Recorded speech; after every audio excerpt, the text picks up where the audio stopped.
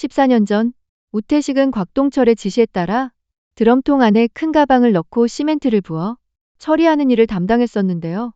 어느 날 그 가방 속 물체가 살아있는 아이임을 확인하고 큰 충격에 빠지게 됩니다.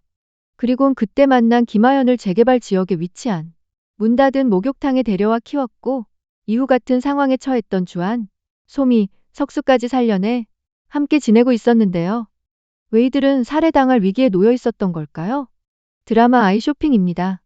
세희의 딸과 같은 수업을 듣던 시우는 엄마의 기대와 다른 학습 능력을 보였는데요.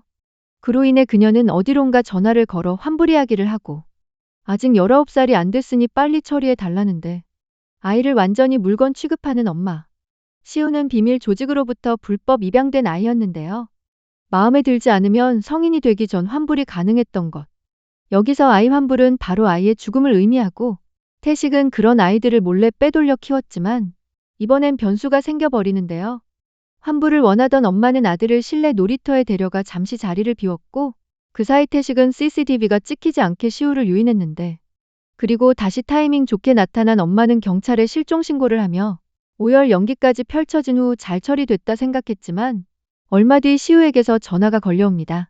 사실 태식은 동철의 갑작스러운 합류로 인해 시우에게 모든 진실을 말해주고 아지트 위치를 알려줬지만 엄마의 실체를 믿을 수 없던 시우가 엄마에게 전화를 했던 것.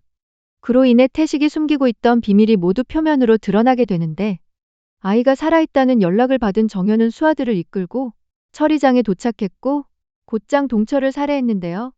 이후 태식에게 총을 겨누며 가방을 열라고 하는데 이미 가방 안에는 아이가 없었고 태식이 반격을 하며 총격전이 벌이다 태식의 차가 추락을 하며 폭발해버리고 마는데요. 그럼 이제 아이들은 어쩌죠? 그는 그대로 사망하게 되는 걸까요? 정현은 불법 매매 입양 조직의 우두머리 세희에게 키워진 인간병기로 실질적인 운영자 역할을 하고 있는데요. 상류층 신생아 거래의 실체를 보도한 기자를 살해하기도 하고 동철도 고민 없이 사살해버리는 아주 잔인한 인물이죠. 그나저나 덱스 격투신 미쳤네요. 정현 역시도 선택받지 못한 아이 같은 느낌인데 감정이 없는 정현은 이후 아이들과 마주하면서 감정의 변화를 느끼게 될지도 중요한 포인트가 될 것 같습니다. 태식은 그동안 아이들을 보호하면서도 스스로를 지킬 수 있도록 훈련을 시켰는데요. 그의 죽음을 기점으로 아이들이 불법 매매 입양 조직의 실체를 찾아 나설 텐데 아이를 환불하다니 다소 우리나라에서 너무 충격적인 소재의 드라마임은 분명한 것 같습니다. 시우가 사용한 공중전화 위치를 단서로 아이들의 은신처를 추적하는 정현의 조직원들인데 아현은 안전한 공간으로 피신할 계획을 세우고 태식의 금고 안에서 불법 입양 조직의 거대한 실체를 마주하게 되면서 충격에 빠지게 되는데요. 발견한 녹음기 안에는 18년 전 입양한 권성우를 파양하고 폐기하는 데 동의한다는 말과 함께 사유는 품질 불만이었죠. 아이들을 물건 취급하며 버리는 양부모들의 목소리가 담겨져 있는데 이를 다른 아이들과 함께 공유하면서 태식이 괴물이라 말한 총책의 정체를 찾기로 다짐할 수밖에 없는 아이들.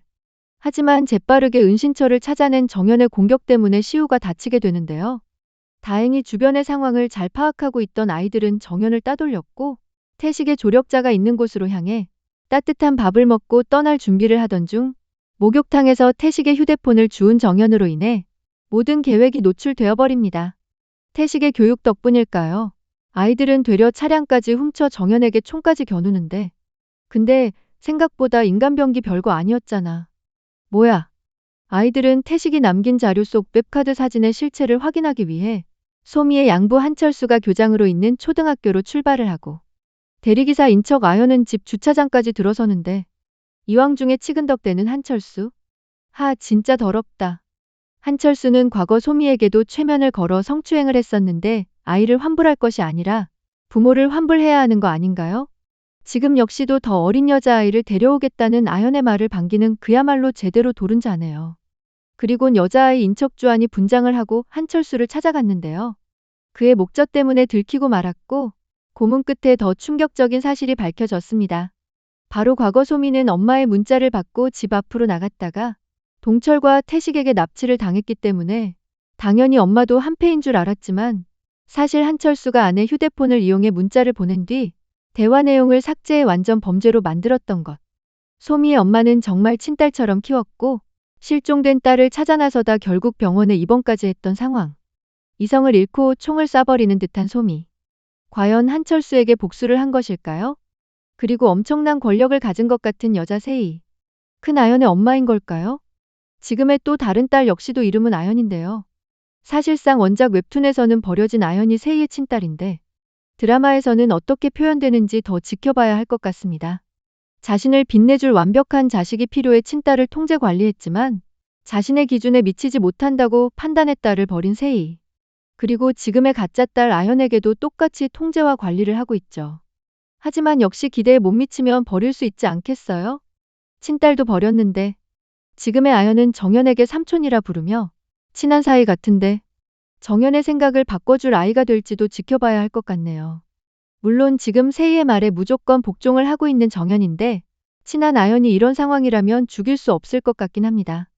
그런데 2회 마지막에 폭발한 차량에서 태식의 시체가 발견되지 않았는데요. 그렇다면 태식이 살아있다는 것일까요? 아이들의 조력자로 다시 재등장하게 될지 기대가 되네요. 아이들을 사고 팔고 환불까지. 정말 충격적인 내용을 담은 드라마 아이쇼핑. 눈으로 보는 쇼핑이 아니라 정말 아이를 쇼핑하는 거였다니. 너무 충격적인데요. 자신들을 환불한 부모들의 실체를 알았으니 복수밖에 안 남은 것 같네요. 총 8부작이라 다소 짧지만 아이를 쇼핑한다는 내용으로 아이들이 처절한 생존을 위해 복수를 하는 모습으로 가득 담겨 살짝 잔인한 느와르가 될 것 같은데요. 새롭게 배우로 등장해주신 덱스님까지 기대해봐도 좋을 것 같습니다. 드라마 아이쇼핑. 매주 월요일, 화요일 기대해보며 오늘은 여기까지입니다. 오늘도 재미있게 보셨다면 좋아요, 구독 부탁드립니다.